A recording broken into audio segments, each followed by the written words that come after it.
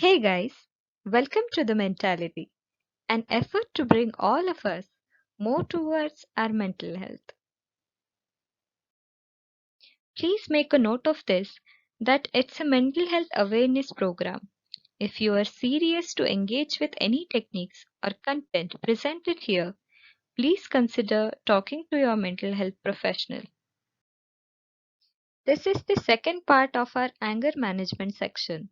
And here we will be telling you some simple techniques that you can employ to manage your anger. Remember this, anger cannot be stopped. Rather, it is controlled or managed.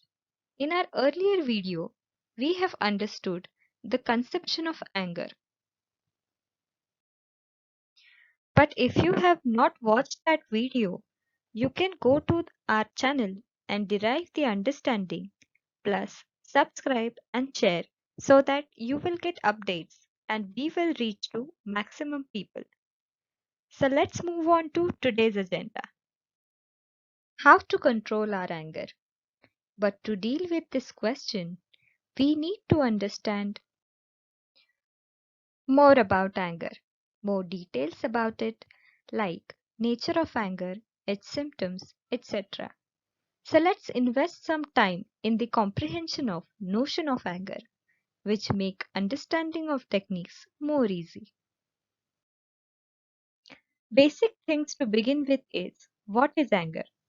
As we have seen, anger can be defined as an emotional state experienced as the impulse to behave in order to protect, defend, or attack in response to a threat or a challenge. You can watch our last video about anger management to get more understanding of this definition.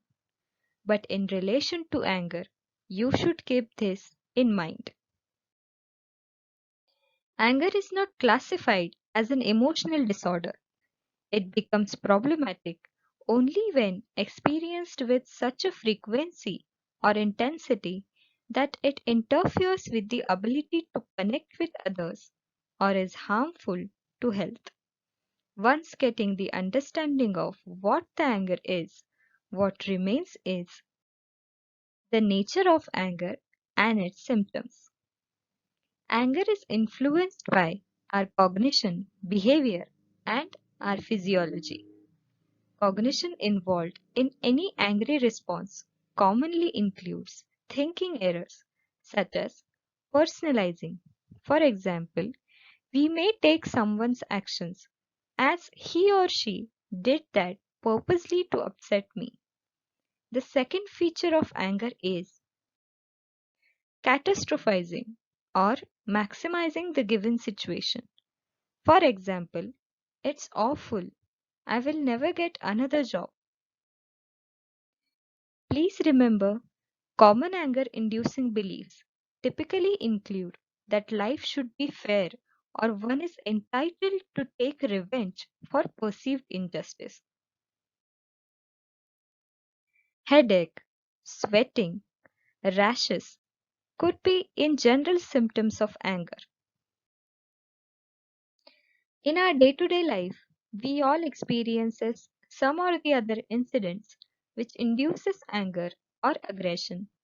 However, how adaptive we are towards expressing and controlling towards anger is a matter of concern for every one of us. So what are the adaptive ways of responding anger? Let's see. Adaptive responses mainly involve problem solving, assertiveness, and tactical withdrawal.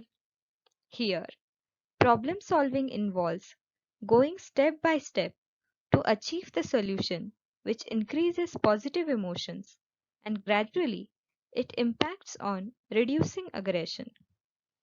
Rather than reacting aggressively to the situations, react assertively by focusing on our personal values and future outcomes or consequences of anger.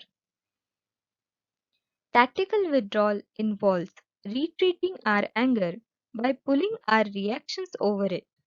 Every time when you will learn not to react aggressively and think about pros and cons of it and some other adaptive ways to deal with anger inducing situations, gradually you may have a better control on your anger.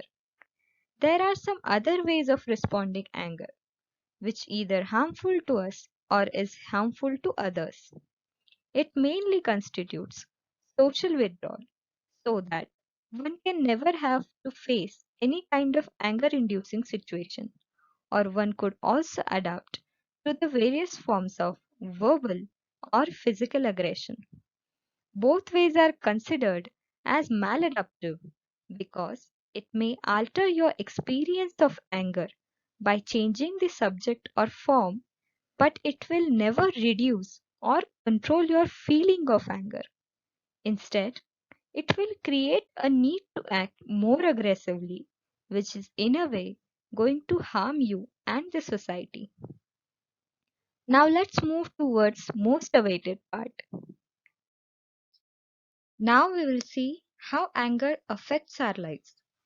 So problematic anger create difficulties and obstacles in various areas like communication, interpersonal relationships, and attainment of goals, which in a way results in low self-esteem, mental health problems, and devaluation.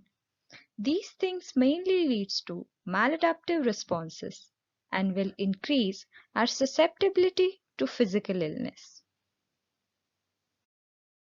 Let's move on to the techniques which control the anger. So, the aim of therapy or treatment for anger problems is the control of anger and not its suppression. Now, let's see some techniques which will be helpful to reduce stress. Let's begin with 6 seconds pause. When there is a situation where you feel that situation may go out of control if you let out your anger, immediately you have to take a 6 seconds pause. In this time, what happens is the chemicals are being produced in our brain which will leads to outburst of anger slows down. If you try and wait for these 6 seconds, you will gain control on yourself and you will tackle the situation calmly. What you have to do in this technique is count back from 6 to 1. So let's count 6, 5, 4, 3, 2, 1. Next is thinking consequences. Many times we say things and later feel that we shouldn't have said that. So before expressing aggression, you should think about consequences. What all can happen if I say what I am about to say. Anticipation. We can control anger if the things are expected and we get angrier if the things aren't expected. For example, if you are working in a company where your boss is hot headed and has bad temper, he scores for no reasons. So rather than getting angry because of him, we can just anticipate that this is his way of behavior. Anticipating how others are going to behave reduce the chances of us getting angry. Early warning signs. None knows us more than we ourselves. We know what happens before we get angry, like some physiological symptoms like raising heartbeats, etc.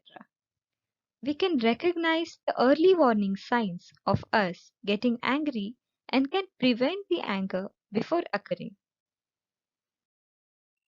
Let's talk about some positive ways to express anger. As we have seen that it is okay to be angry sometimes, we should be able to express our anger in a positive way. What we can do is we can write down things in a diary. Intense exercise also helps in expressing anger positively.